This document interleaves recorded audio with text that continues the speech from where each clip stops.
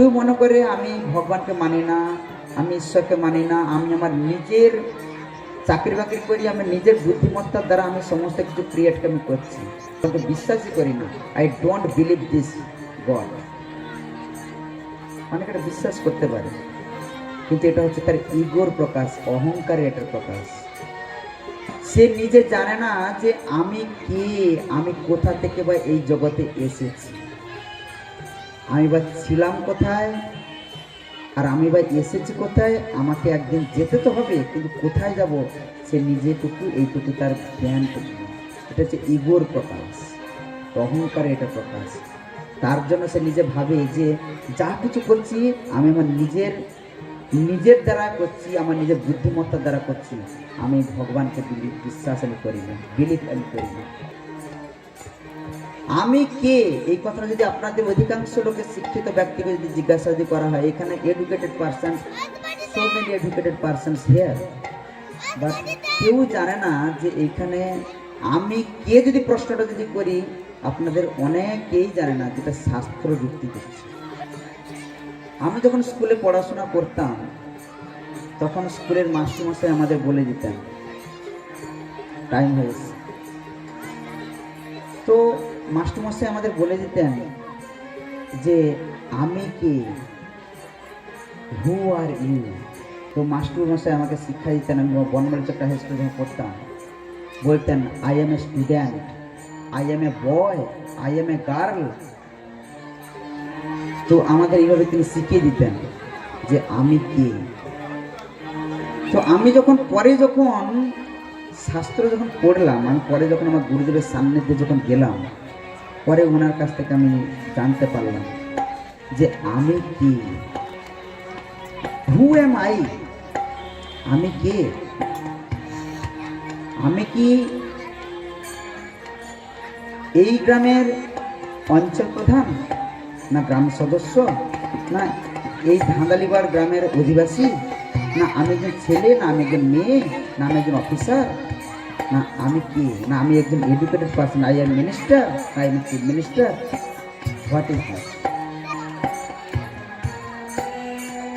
যদি আমি ভাবলাম যে আমি একজন অঞ্চল প্রধান নামে আমি পরিচিত, যদি আপনি ভাবলেন যে আমি doctor, I M a doctor, তাহলে আপনি 20 বছর আগে আপনার এই ডক্টরটা কোথায় ছিল?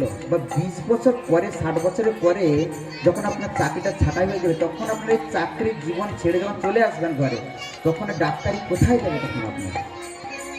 তখন কি আপনাকে ডাক্তার বলে চিনবে? অফিসের অফিসার বলে আপনাকে চিনবে? তখন আপনি সাধারণ মানুষ হয়ে গেছেন। একজন মিনিস্টার যতক্ষণ সে মিনিস্টারি করে, ততক্ষণ তাকে সবাই তাকে সম্মান দেয়। 20 বছর পরে, 5 বছর পরে সে যখন আবার ঘরে চলে আসে, তাকে সে রেসপেক্ট কেউ করে না। তাকে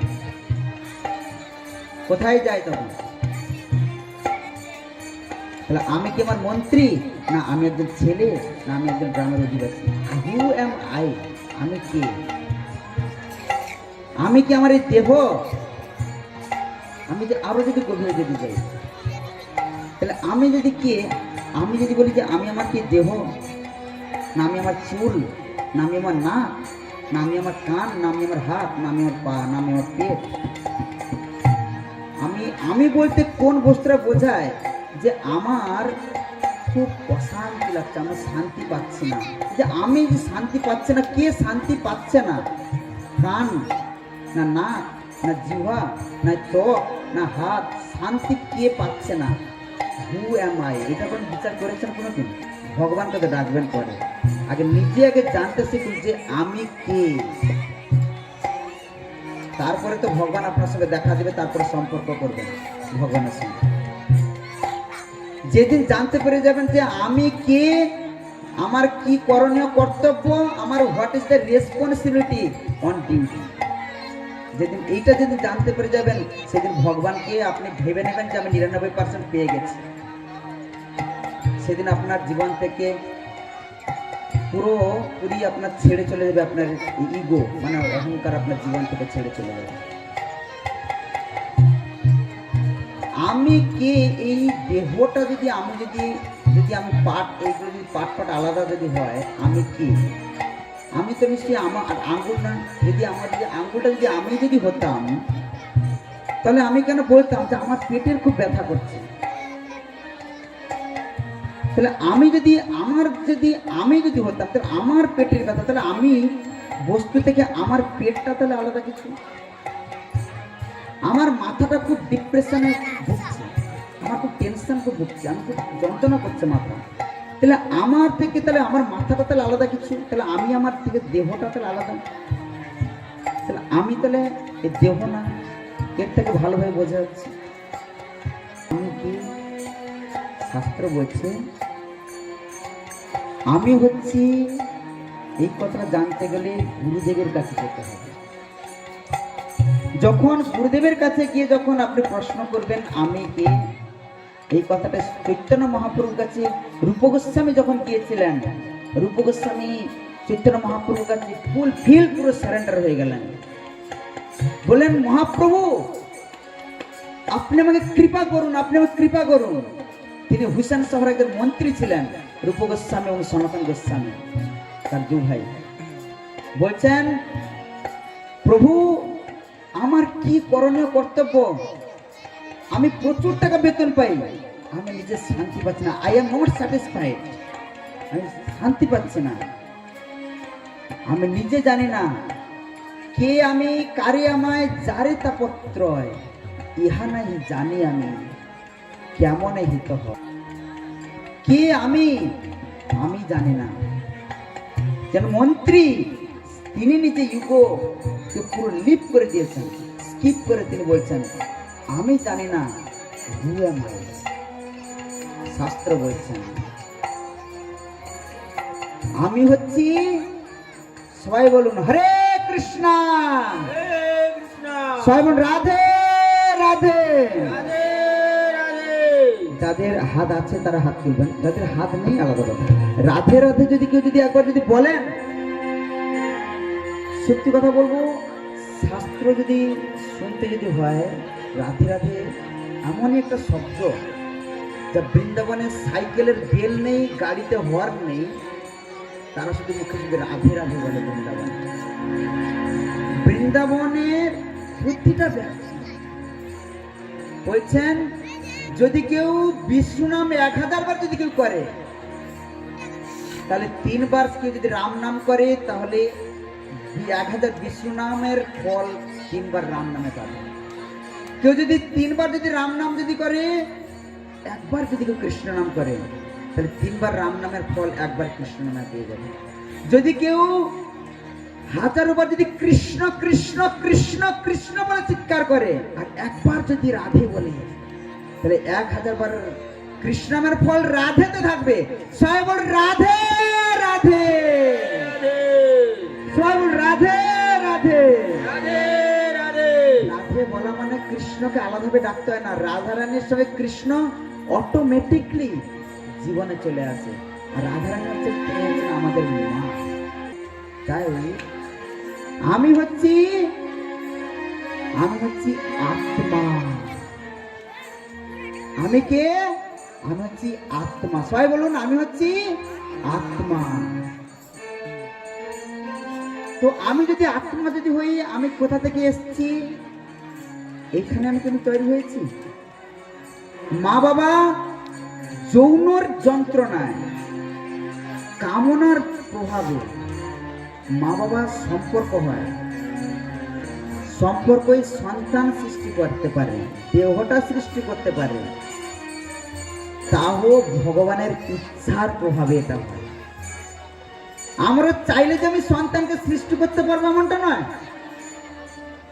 যদি অনেকে দেখুন, যদি আমরা চাই, যদি আমরা নিজের চাওয়াতেই যদি সন্তান যদি সৃষ্টি যদি হয়ে যায়, তাহলে সেখানে কাঁথিতে তাহলে পিএল মাঝি বসে থাকতো না। তাহলে কেন বসে থাকতো না? না পিএল মাঝি যে হাজার হাজার টাকার ডাক্তার দেখাতে হতো না, যে আমার সন্তান উৎপাদন হচ্ছে না, আমার বাঁধা হচ্ছে, আমার সন্তান উৎপাদন হচ্ছে না, আমাকে কিছু ওষুধ দেন, কিছু ওষুধ দেন। এই শিবজির কাছে এসে মাথায় গিড়গিড়াতে হতো না, চন্দ্রেশ্বরে গিয়ে মাথার গিড়গিড়াতে হতো না। যদি সম্পর্কে তারা যদি সন্তান উৎপাদন হয়ে যেত, দেহটা যদি সৃষ্টি যদি হয়ে যেত। যদিও ভাবা হঠাৎ সৃষ্টি হয়েও গেল, কিন্তু সৃষ্টি হলেও ভগবানের ইচ্ছাতে দেহটা হলেও আমাদের যদি ভগবান যদি আমাদের আত্মাটা যদি না দেন, তাহলে আমরা জীবন ধারণ করতে পারবো না, ঠিক না? এই জন্য তিনি যদি আমাদের আত্মাটা দেন, তবে কি আমরা জীবন ধারণ করেছি। তো আমি কোথা থেকে এসেছি? আমি হচ্ছি পরম পিতা স্বয়ং ভগবান গোলকধাম, তিনি যেখানে আছেন কৃষ্ণ, সেইখান থেকে আমাদের পরমাত্মা থেকে আমাদের এই আত্মা, জীবাত্মা এটা এসছে। স্বয়ং ভগবান কৃষ্ণ থেকে আমাদের এই আত্মা আমাদের প্রতিটা জীবের দেহে বিরাজ করেছে। তার জন্যই আমরা আজকে হাঁটছি, চলছি, ছুটছি, বেড়াচ্ছি, ঘুমাচ্ছি, সবকিছু আমরা করছি। আর আজকে আমরা এসে ভগবানের কাছে প্রার্থনা করেছিলাম, যখন মাতৃগর্ভে ছিলাম, বলেছিলাম প্রভু, মাতৃগর্ভের শাস্ত্র বলছে যে মাতৃ জঠরটা খুব কঠিন, একটা ছোট্ট একটা কুণ্ডলির মধ্যে, চামড়ার মধ্যে 10 মাস 10 দিন একটা ছোট্ট একটা জায়গার মধ্যে আমরা মাথা নিচু করে পাটা উপরের দিকে থেকে আমরা দিনের পর দিন আমরা কাটিয়েছি। পাশে পায়খানার চেম্বার, মানে মায়েরা যে পায়খানা যেখানে করেন, মায়ের সেই স্তম্ভটা ওইখানে, চেম্বারটা ওইখানে। আর আমাদের তখন কৃমি, তখন আমাদের ঠোক ঠোক ঠোক ঠোক করে কৃমিগুলো আমাদের নরম চামড়াতে আঘাত করে, থাকতে পারি না, কষ্ট হয়েছে। না থাকতে পারলে তখন ভগবানের কাছে আরতি করে জানিয়েছি, প্রভু আমি এই যন্ত্রণা সহ্য করতে পারছি না, 10 মাস 10 দিন করে মাথা নিচু করে পা উপরের দিকে করে আমি থাকতে পারছি না, প্রভু আপনি আমাকে রক্ষা করুন, প্রভু আপনি আমাকে রক্ষা করুন, এই জগৎ থেকে মুক্তি করুন, এই অন্ধকার জগৎ থেকে মুক্তি করুন। আমি গেলে আমি দাস হয়ে আপনার আমি সেবা করব, আমি খুশি, আপনার সেবায় আমি নিযুক্ত হব, আমি হরিনাম করব, হরে কৃষ্ণ মহামন্ত্র করব, রাধে রাধে। কিন্তু আমি এসে এখানে সব কিছু ভুলে গেছি। আমরা সংসারে মা বাবা স্ত্রী পুত্র জায়গা জমিন ঘর বাড়ি সবকিছু পেয়ে আমরা সব কিছু ভুলে গেছি, ভগবানকে ভুলে গেছি। এসে আমরা অহংকারে বসে বলছি আমি কাউকে চিনি না, সবকিছু আমি তৈরি করেছি। তো এই জগতে আমাদের এই জিনিসটা বুঝতে হবে, যেখান থেকে আমরা এসেছি, যার কাছ থেকে আমরা এই জগতে এসেছি, তো আমাদের করণীয় কর্তব্য হচ্ছে তারকে খুশি করা, তার সেবায় নিযুক্ত হওয়া। এটা হচ্ছে আমাদের জীবনের প্রকৃত উদ্দেশ্য। তো আমাদের প্রকৃত উদ্দেশ্যটা আমাদেরকে সফলতা করতে হবে। তো আমরা যে এখানে এসেছি, ভগবানের কাছে প্রমিস করে এসেছি, প্রভু আমি এই কঠোর যন্ত্রণাময় থেকে আপনি রক্ষা দিয়ে আপনি কৃপা করুন। আমি এখানে এসে বলছি এটা আমার, এটা আমার, এটা আমার, এটা আমার আসক্তির বশবর্তী হয়ে বলছি আমার আমার আমার। কোনটা আপনার? আমি যদি জিজ্ঞাসা করি কোন বস্তুটা আপনার? আপনার জায়গা। দুদিন বাদে যদি এইখান থেকে যে একটা রাস্তা হবে, আপনার ঘরের উপর দিয়ে রেল লাইন হবে, যেটাকে আপনি আপনার আপনার বলে আপনি জাহির করছেন, সেই জায়গাটা আপনার নয়। কেন নয়? ওইটা হচ্ছে গভর্নমেন্টের, সরকারের। যদি আপনার যদি হতো, এইখান থেকে যদি একটা রেল লাইনের একটা সরকার থেকে পাস যদি করে দেখে এইখান এই জায়গার উপর দিয়ে আমাদের রেল লাইন হবে, সরকার যদি বলে যে এই জায়গাটা আমি নেব, কিনবো, আপনি রাখতে পারবেন? আপনি তো শুধু কিছুদিনের জন্য এখানে ট্যাক্স দিচ্ছেন। সরকারের গভর্নমেন্টের জায়গা আপনার কাছে ছিঁড়ে হিচড়ে মুচড়ে নিয়ে নিলেন, না দিতে চাইলেও হবে না, আপনাকে জোর করে নিয়ে নিলেন। আপনাকে কিছুদিনের জন্য কি আপনি ওই যে 2 বিঘা জায়গাটা আপনাকে অধিকার করতে দিয়েছে, তার জন্য আমাদের ট্যাক্স দিতে হয়। ট্যাক্সটা দিতে হয় কাকে? অঞ্চলে। যদি সঠিক সময় মতো ট্যাক্স যদি না দিই, তাহলে আমাদের অঞ্চল থেকে ফাইন হয়, ঠিক না?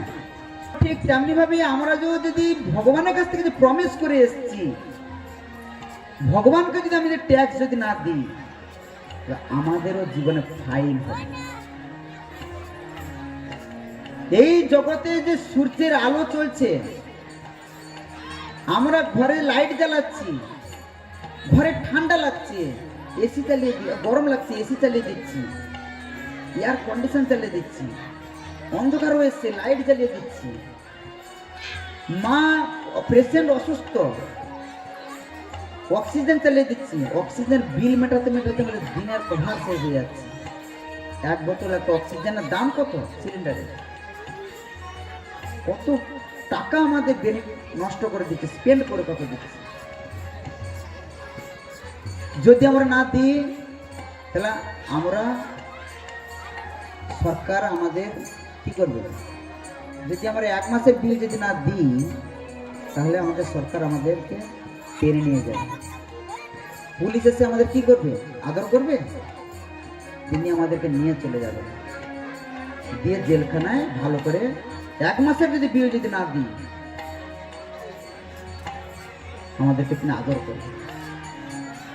ঠিক তেমনি ভাবে আমাদের যে বুঝতে হবে, যারা জ্ঞানী ব্যক্তি, যারা বুদ্ধিমান ব্যক্তি, তারা তোমার সময় থাকতে থাকতে অঞ্চলের ট্যাক্স দিয়ে দেয়, সময় থাকতে থাকতে কারেন্টের বিল দিয়ে দেয় না। আমাদের সময় থাকতে থাকতে আমরাও যেখান থেকে এসেছি, সে পরম পিতা প্রভুর কাছ থেকে প্রমিস করে যে এসেছি, তার কাছেও আমাদের কর্তব্য যেটা আছে, কর্তব্যটা আমাদের ডিউটি আমাদের পালন করতে হবে। শ্রী শ্রী রাধে রাধে।